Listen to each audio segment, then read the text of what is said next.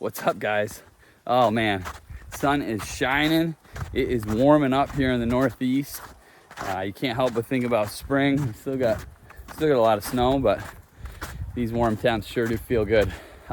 Today I want to cover loading percentages for loading your rucks, okay, and a healthy approach, efficient approach for helping you be stronger in your rucking and carrying loaded packs. So to start with, what are you using to load? People ask a lot, should I have a plate carrier like I'm wearing now? Should I get a weighted vest with the little packs of weights or blocks? Or should I just use my hunting bag? You can use any of them. The key is that you have the ability to change your load, okay, and progress your load. So we typically start people that are new to rucking loaded carries with under the straps, as we call it. We typically ask that people start in the 10 to 15% of body weight range. It tends to be achievable at every level. I'm at about 12% today, and it allows you to move at a fast pace. If you want to do intervals with that weight, you'd be perfectly fine, but it's also just a really safe load to start at. Okay, and then you can build from there over time. The other piece of using body weight, okay, as your percentage variable is that then it's relative to your body. Okay, so if I just tell you to throw 40 pounds in the pack or in the vest, that's very different stimulus, okay, and a very different stress on the frame, your frame, than on a 120 pound female than it is on a 200 pound male. So by using percentages of body weight, we're getting a relative load relative to your own body, okay? So it's just not like arbitrarily throwing weights out there. Two, how to set up my rucks. So we typically start with endurance rucks, okay? And that's to help you develop a foundation, aerobic foundation, and just have the ability to handle loads, again, on your chassis over extended periods of time. Endurance rucks will be potentially longer. They won't be super high intensity, okay, by way of load or speed, but they allow you to, again, create that platform. Two, we'll move into interval rucks. Now, an interval simply means that we're taking shorter bouts of work and programming in or including bouts of rest. So you'll go high intensity for, say, a minute. We're moving as fast as I can. Again, when we're rucking, you want to avoid running for the most part, almost all the time. But you'll move at the fastest pace you can, preferably on a hill. Then, say for a minute on, then I rest, or I walk slowly downhill for 30 seconds. That would be one interval. Turn around, high intensity again, going uphill, fastest pace that I can move without running for the required amount of time. Maybe it's a minute, maybe it's 45 seconds, and then you rest. So what you're doing is essentially training the lactate threshold, or your ability to handle this byproduct, being lactate, builds up in the blood and the muscle, so you can work at higher capacities. That'd be your aerobic capacity, your ability to really put out high intensity but shorter efforts of work or bouts of work. From there, if you're preparing for, say, a hunt, a backcountry hunt, or a self-supported through hike, you might be tasked with lugging out a hind quarter, okay, of an elk or a moose or something. That's potentially heavy. So we like to determine what is your potential max pack out weight or load, and then we'll take a percentage of that. So let's say for an elk hunt, I might have to carry out a hind quarter, my gear, there's water in the pack, etc.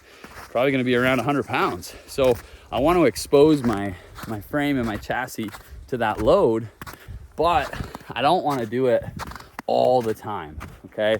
That's heavy, and that super maximal work beats down, and it's not something, just like lifting in the gym, you're not gonna go in and max out every single day. You're gonna end up injured. You won't be able to recover effectively unless you're like the old Russians that were all juiced up doing some of these training modalities. You ain't gonna make it, okay? You're gonna be a pile of shit by the end of it. So short doses, small doses of these heavy loads so that you can be exposed, and that'll help expose other like little weak spots such as footwear or the way my pack is set up, or it really bothers my shoulders like this. I'm gonna make the tweak and wear the thing like this. All these little things, back health, etc., that all come into play and are exposed when we're working at higher intensities. So that gives you, we had endurance rucking starting at maybe 10 to 15% of body weight and then ramping up slowly over time.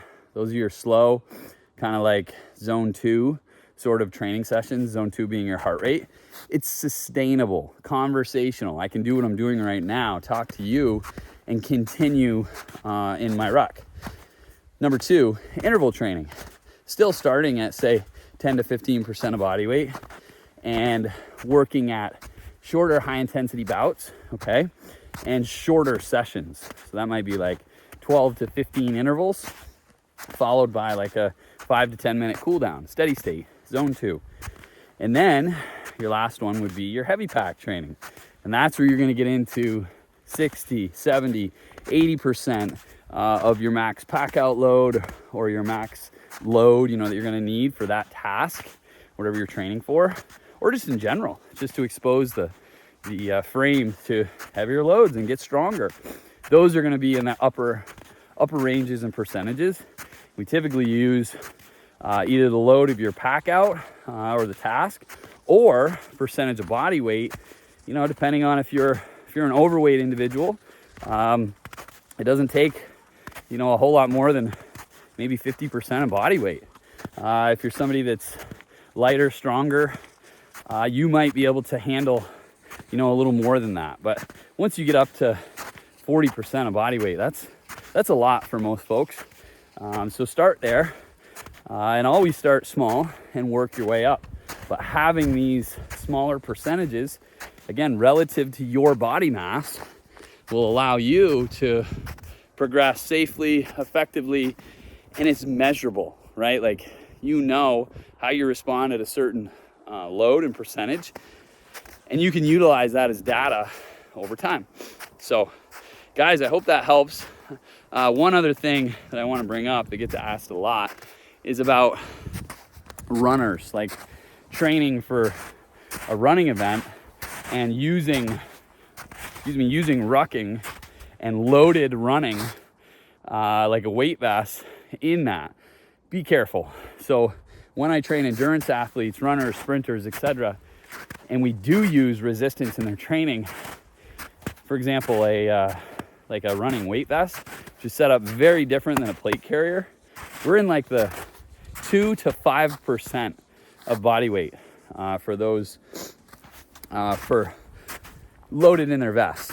There's a lot of impact force in running, and when you start adding load to it, it can get a little scary. So if you're not training specifically for a running event, and you're probably, if you're a novice athlete, you don't need to be thinking about that at all, because the risk far outweighs the reward.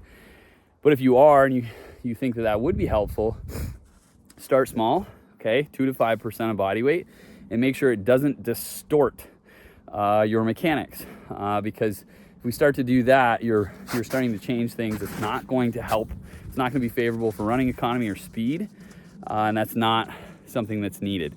If you're just training, for rucking, hunting, hiking, etc., you don't need to run with it, okay? Keep to a hike. You can do intervals, faster speeds and intensities, but there's no need to run with that load, whether it be a vest, pack, etc. You really don't need that. So, guys, I hope this is helpful. Get out there, go ruck.